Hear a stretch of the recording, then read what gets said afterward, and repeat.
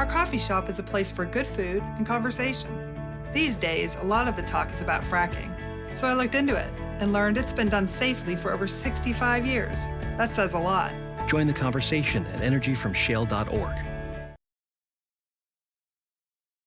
The Humane Society of the United States is working to better equip law enforcement officials in Oklahoma with the tools they need when dealing with animal cruelty and abuse cases. Today, more than 100 officers from the FBI, Comanche County Sheriff's Department, the Lawton Police Department, and Lawton Animal Welfare attended a seminar at the Great Plains Technology Center. Participants were instructed on the proper procedures and questions to ask when working on cases of suspected animal abuse. 7 News reporter Crystal Rosado sat in on the seminar and brings us tonight's big story.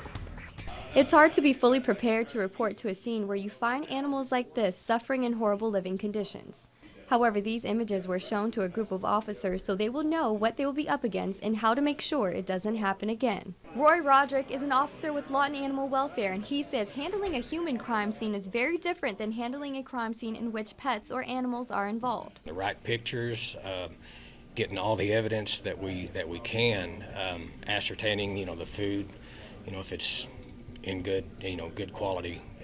Good quality food. And the red flags to look out for taught in class today. We look for the cleanliness of the property, if it's adequate shelter by code, the condition of the animal, if it appears to be in good health, runny nose, watery eyes, loose stools.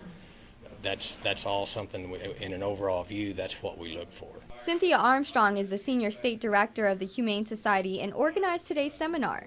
She says preventing this kind of violence can prevent violence against humans, too. It's well documented that violence to animals can lead to crimes against people. And so while we have very good animal cruelty laws and animal fighting laws in Oklahoma, we want to make sure those are investigated not only to protect the animals, but to prevent future crimes toward human beings. Hoping to bring officers together to network and prosecute more abusers and giving them the tools to do so. Now, each officer was gifted this tactical bag, and inside is everything they need to conduct an investigation once they arrive to the scene of animal cruelty. From writing the case number down to collecting evidence in the Ziploc bags and even taking photographs on this new Canon camera. The officers were also trained to give first responder treatment to the animals on scene. Armstrong says big or small, wild or domestic, the Humane Society will find a home for the animal.